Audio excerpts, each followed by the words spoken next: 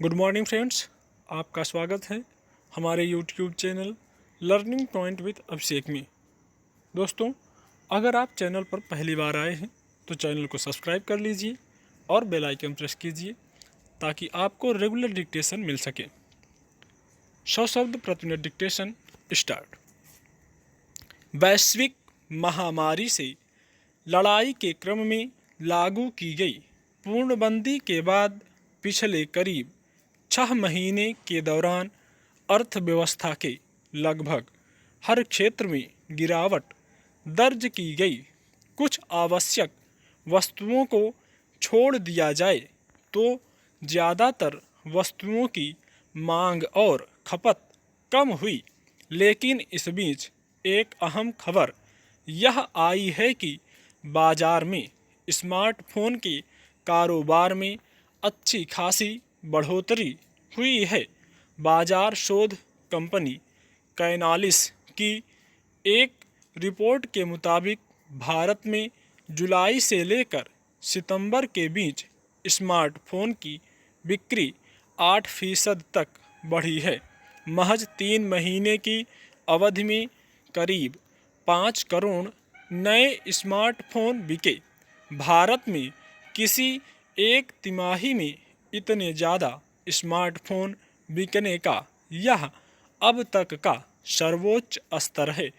माना जा रहा था कि चीन से तनाव और दूसरे कारोबारी मसलों की वजह से चीन में बने मोबाइल फ़ोन की बिक्री में भी गिरावट आएगी, लेकिन अब जो आंकड़े आए हैं उससे साफ है कि चीन से तनाव का वहां निर्मित मोबाइलों की खरीदारी के निर्णय पर कोई फर्क नहीं पड़ा, बल्कि स्मार्टफोन के बाजार में सभी चीनी कंपनियों की हिस्सेदारी करीब 76% रही।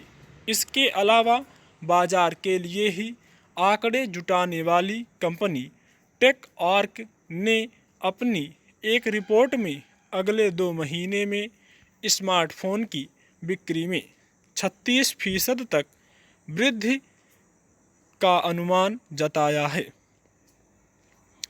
गौरतलब है कि पूर्णबंदी लागू होने के बाद शुरुआती कुछ समय तक बाकी सभी व्यवसायों की तरह मोबाइल की बिक्री पर भी विपरीत असर पड़ा था। जून में एक रिपोर्ट में यह बताया गया था कि स्मार्टफोन की बिक्री में 20% तक की गिरावट आएगी, क्योंकि मांग में भारी कमी के मद्देनज़र इसकी आपूर्ति भी कम हुई।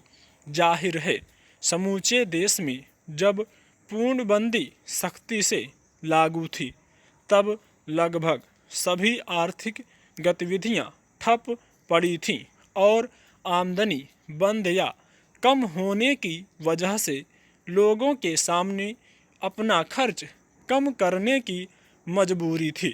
इस वजह से बहुत सारे लोगों ने तब ज़रूरत के बावजूद कुछ वस्तुओं को खरीदना टाल दिया था, लेकिन पूर्णबंदी में राहत के साथ जैसे जैसे आर्थिक गतिविधियां सामान्य होने की दिशा में बढ़ रही हैं, लोगों की आय के स्रोत खुल रहे हैं, वैसे वैसे स्मार्टफोन की बिक्री में इजाफा हुआ है।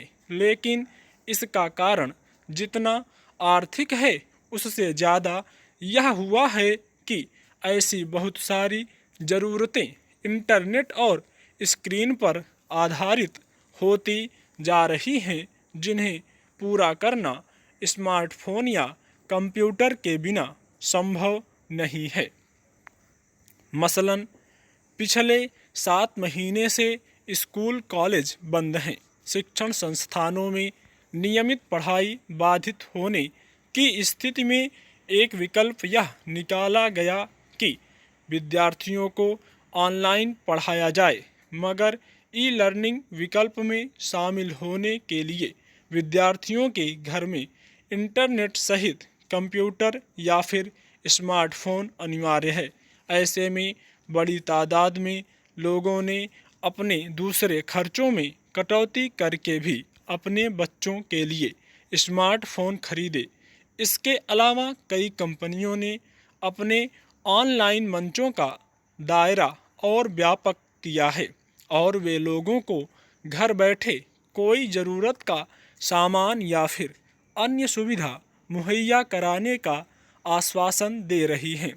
फिर कई ऐसे क्षेत्र भी हैं जिनमें सुविधाओं का इस्तेमाल केवल ऑनलाइन या इंटरनेट पर निर्भर है।